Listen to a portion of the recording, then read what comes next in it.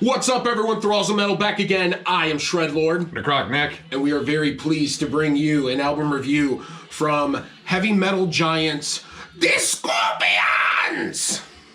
Rock Believer. This also comes out on the 25th on Vertigo Records.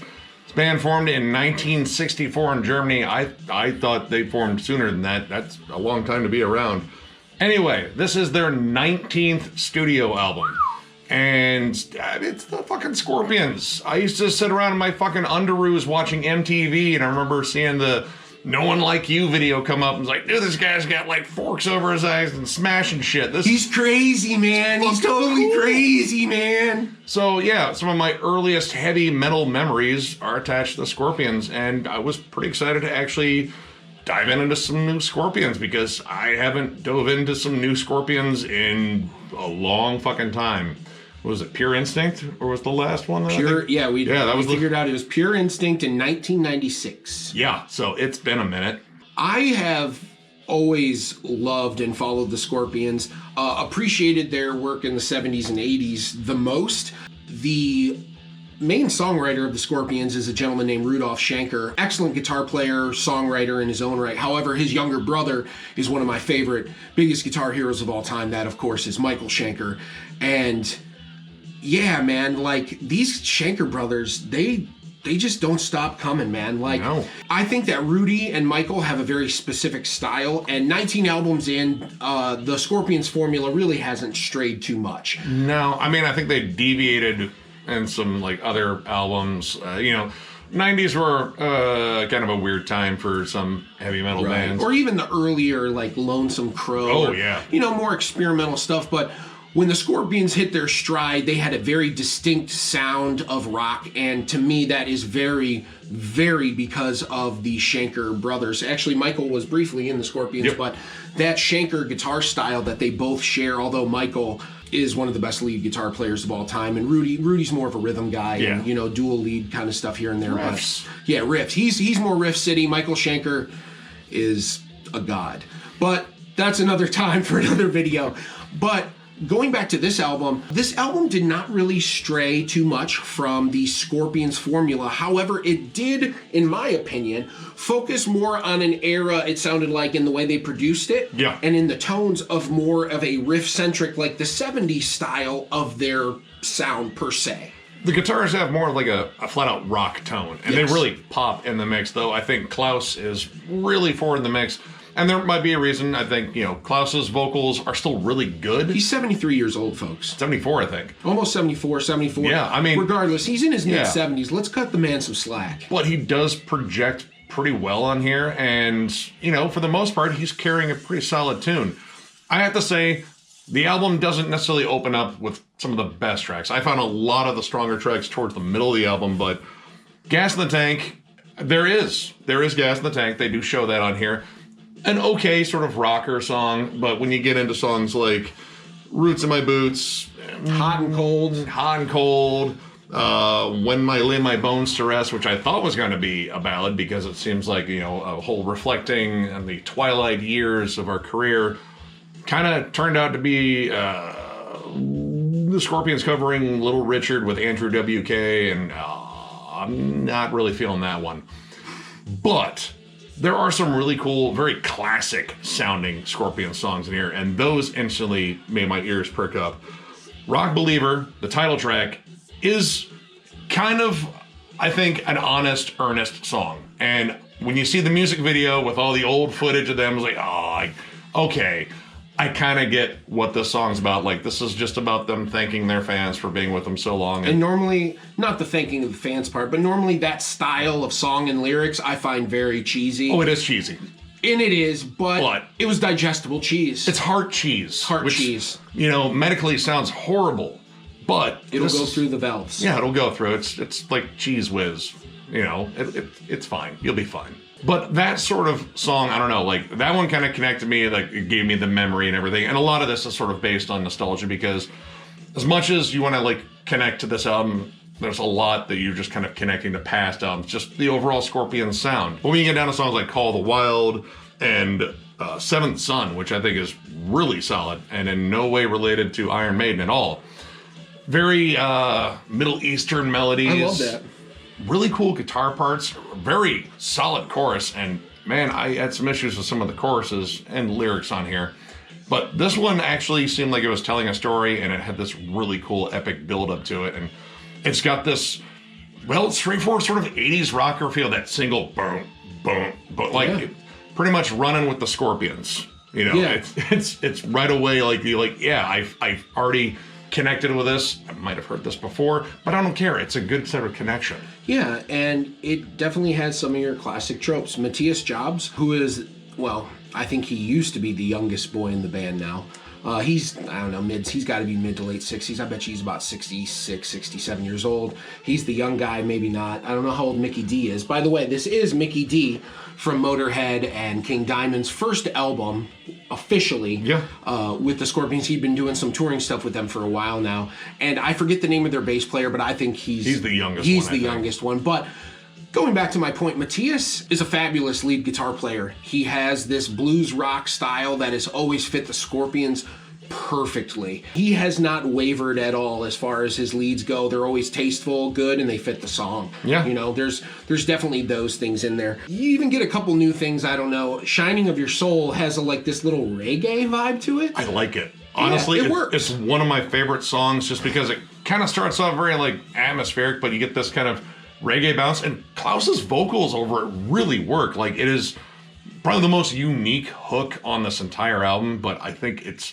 one of the best ones. Like, it was instantly memorable. Like, all right, that's a track I will definitely go back to, because I think, you know, it's an old band trying something maybe a little bit different. I mean, it's not as like wild as the old school krautrock stuff, but it's kind of experimental, and I don't know, it's just a fun track. Now, one thing I did notice while I was doing some research for this album is Rudy Schenker pretty much wrote this entire album by himself, with the exception of a few song credits. The one thing that I didn't care for in this album is sometimes, well, I shouldn't say sometimes, for the most part, everything was the same tempo. A lot of things were very mid-tempo. They never really pushed it up at all. It sounded a little bit of a lack of energy. There was definitely some energy there. The drums bring a really good element of energy, but I felt like it could have been more different as far as the pacing of the songs went. Maybe some parts a little bit slower, some parts a little bit faster. But once again, I felt like maybe Rudy was just going for his formula, or hell, maybe he went to the riff vault. You know, Tony Iommi probably still has like 8,000 riffs on a hard drive somewhere that he hasn't done anything with. You know, for all we know, Rudy said, I'm going to make an album with, you know, a bunch of stuff I had already written.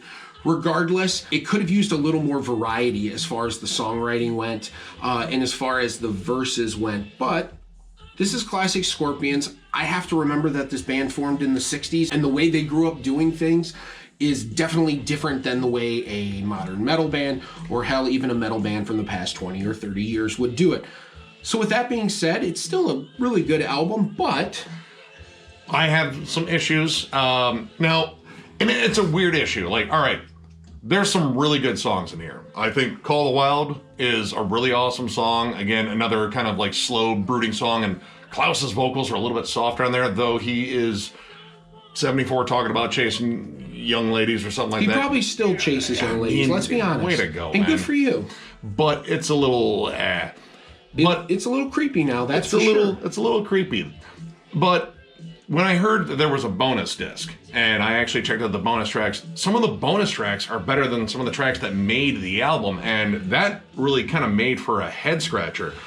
Yeah. Shoot for the Heart is awesome. It's a really good high energy track, and honestly, it's kind of one of those tracks that this album could have used somewhere there. Like Hot and Cold, honestly, you can throw that track out. And Roots in My Boots, I do appreciate the fact that it's a little bit more up-tempo, like Mickey does a bit of a D beat there. A little bit. But it's that not. Chorus. Oh, God, it's the bad. Chorus. It's a bad chorus. When he says Roots in My Boots, it lost me a little bit. Like 700 times. I know where the roots are, but they're in your boots. They're definitely in your boots. But yeah, Shoot for the Heart should have been on this. And kind of the same thing with When Tomorrow Comes. It's a bit different song. Like, it has this kind of stomping rhythm, and it's almost like a spoken word sort of delivery from Klaus, like he's shouting in a bullhorn and just talking about stuff. But I kind of like the fact that it was different than most of the stuff that was actually on the full album itself. Like, I feel like they were just kind of like checking off stuff that they should do for a Scorpions album. They had their nice heartfelt ballad with When You Know, which, you know, pretty good. Like, I still like When's It Change. It's a good song. Kind of the same energy, though not as good, but still pretty decent. They had their kind of like cock rock swagger with Knock 'Em Dead, which, I mean, you know, it's got a little bit of like a southern sort of sleazy attitude to it. And, you know, it's kind of a fun song.